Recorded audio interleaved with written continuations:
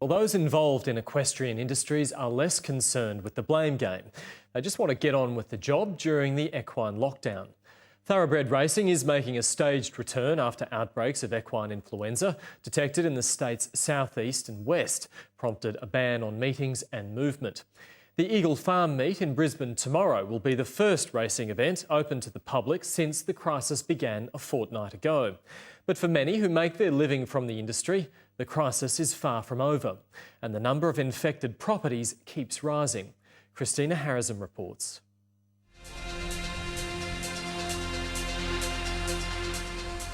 We're about to get underway with racing in Queensland again after a short break.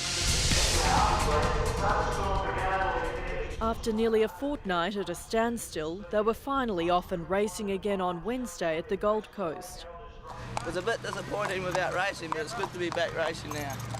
But with no one cheering them on from the grandstands or placing bets with the bookies, the atmosphere wasn't quite the same. You know, we're all just thankful that racing's on its way.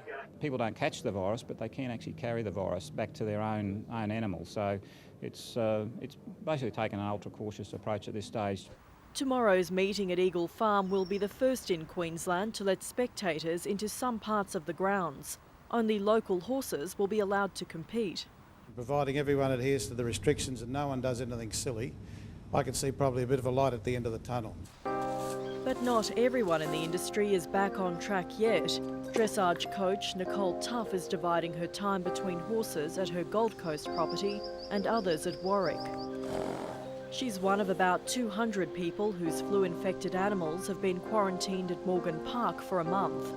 The countdown to the end of the lockdown started this week.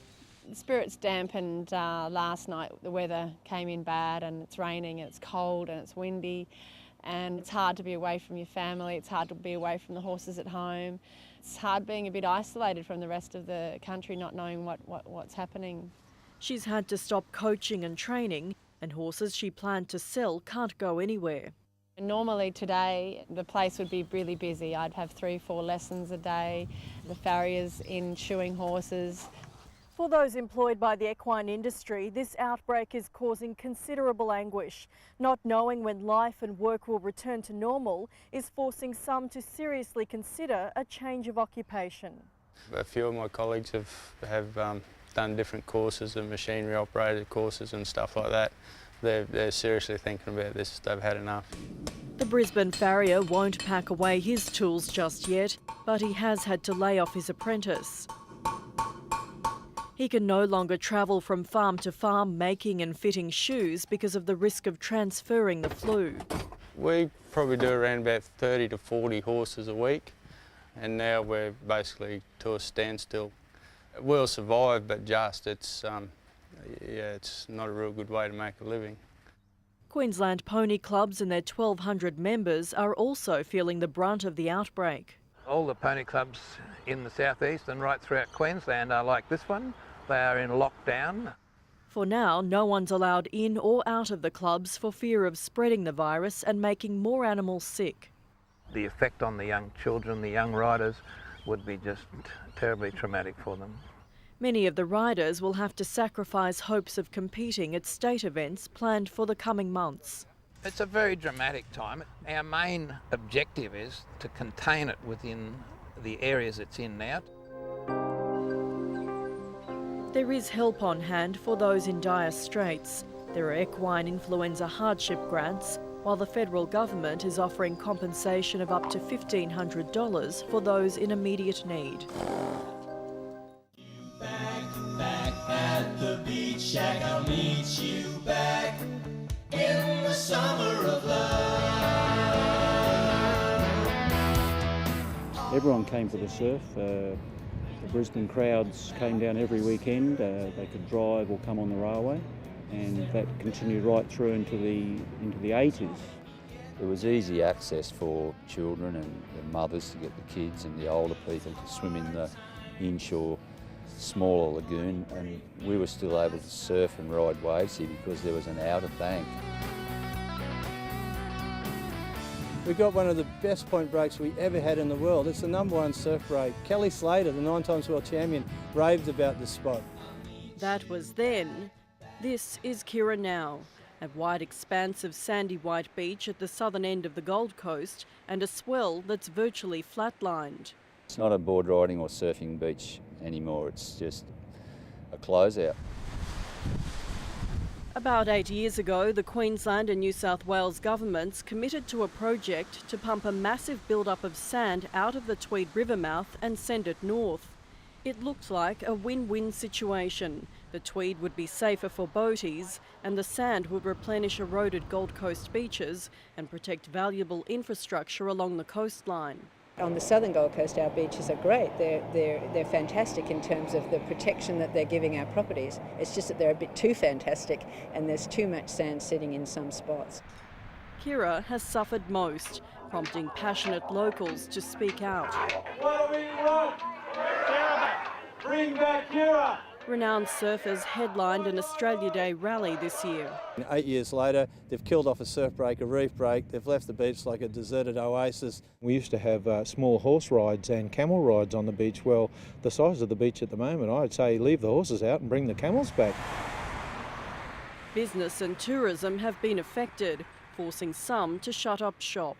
To lose that surfing wave at Kira is very substantial in terms of the loss of amenity for our locals and for our tourists and also for our tourism industry here on the Gold Coast.